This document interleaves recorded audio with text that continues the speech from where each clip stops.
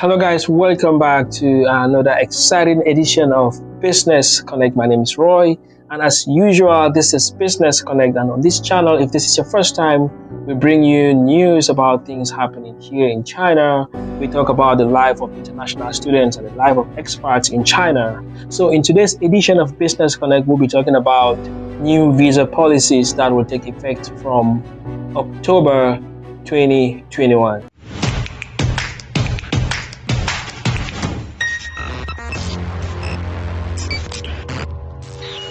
Welcome back. I know there are a lot of foreigners out of China hoping to return to China someday, and the new visa policies will affect you in one way or the other, because I know different foreigners have different situations, and new visa policies will affect different people in different ways.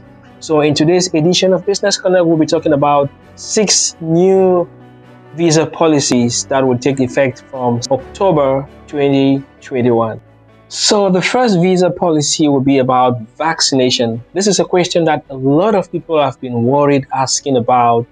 Like, if I'm vaccinated with this vaccine, am I allowed to enter China? If it's not a Chinese-made vaccine, will it be considered? So they are slowly moving from Chinese-made vaccines to the World Health Organization's approved vaccines. So if you're vaccinated with a vaccine that is approved by WHO, then you are qualified to apply for a Chinese visa.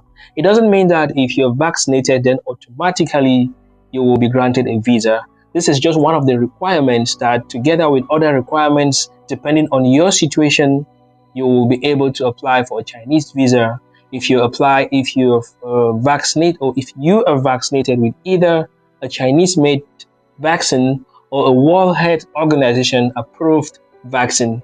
Some countries have already announced this on their embassy website. I'll be sharing you some samples from Israel, from Singapore, and from the United States. Another visa policy that will take effect from October will mostly affect Koreans. We know before Koreans were allowed, Koreans who are applying for either reunion, work, or maybe private affairs, were allowed to enter China without vaccination. But now, henceforth, it's a must as a Korean to be vaccinated before you're allowed to enter China. So the old rule that was very loose, Koreans could just come into China anyhow, that rule will be ruled out from October 2021. The next visa policy that will take effect from October is about quarantining. Before, the quarantining policies were not very clear. Some people will do 14 days, some people will do 21 days, and so on. But now it is stated very clearly that all incoming passengers into China, all overseas passengers into China, must undertake 21 days quarantine. And here they're talking about 14 days of centralized quarantine and 7 days of home observation, making 21 days. And some cities like Guangzhou might even increase the number of days to maybe 28 days. So once you're planning your trip to China, take quarantining into consideration, and you should be planning to take at least 21 days. The next thing that we'll be talking about is about the Winter Olympics that is expected to take place in Beijing early next year. And they stated here very clearly that the Winter Olympic Games, which will be held in Beijing, will carry out the same policy as the Tokyo Olympic Games, which means that the same policies that were carried out in Tokyo, the same policies will be implemented in China, and even with more specific cases referring to the Chinese situation. Another visa policy that will go into effect from October will be about materials for applying for residence permit. We know before, due to the long quarantining and maybe the complex nature of the journey, maybe sometimes you spend more days than you expected, some documents might expire before you even apply for your residence permit. But the new rule has stated very clearly that if the non-criminal record is valid before entering the country and it expires after entering the country, it will not affect the processing of the residence permit, which means that due to your long quarantining, if one of your documents expire, as long as you entered China before that document expired, it will not affect the application, or it will not affect you applying for your residence permit. The next visa policy is about those who are applying for permanent residence, and it says for family dependents, please make sure that your Chinese spouse has had 5 years of residency in China, and the residency time is more than 9 months per year.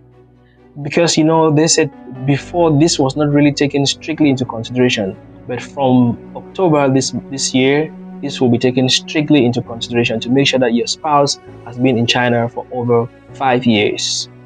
And also for employees who are applying for permanent residence, they also made it clearly that it will not only depend on the amount of tax that you've paid, but it will also depend on the position that you hold in the company. It will also depend on the size of the company. These are some of the things that before they were not taken into consideration, but henceforth from October, this will all be taken into consideration. So for any information or for more details about this topic, I'm going to leave a link at the description, the complete article where we got the information from. And I'm also going to leave their contact information so that if you need more information or more details about this, you can contact them directly and get more professional guidance about your invitation letter, PU letter, and anything concerning your entrance into China. Thank you so much for watching this video up to this end. I hope we've been able to bring something valuable to you, and we promise you to always bring you updates as long as we realize and we see that they are valid. We'll always come here to let you guys know. So if you're not yet subscribed to our channel, you don't want to miss more updates like this. It's Business Connect. I'll see you in our next video. Peace out and bye-bye. Money can give you a house, but not a home. Money can buy you a bed, but not sleep. Money can buy you a clock, but not time. Money can buy you a book, but not knowledge. Money can buy you food, but not an appetite to eat. Money can get you friends, but not true love. Money can buy you a position, but not respect. Money can buy you insurance, but not safety. You see, money is not everything.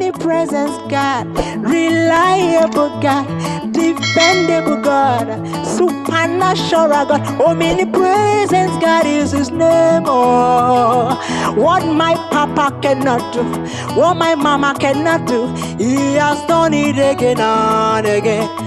That's why I call Him omnipotent God, omniscience God, omnipresence God. Rely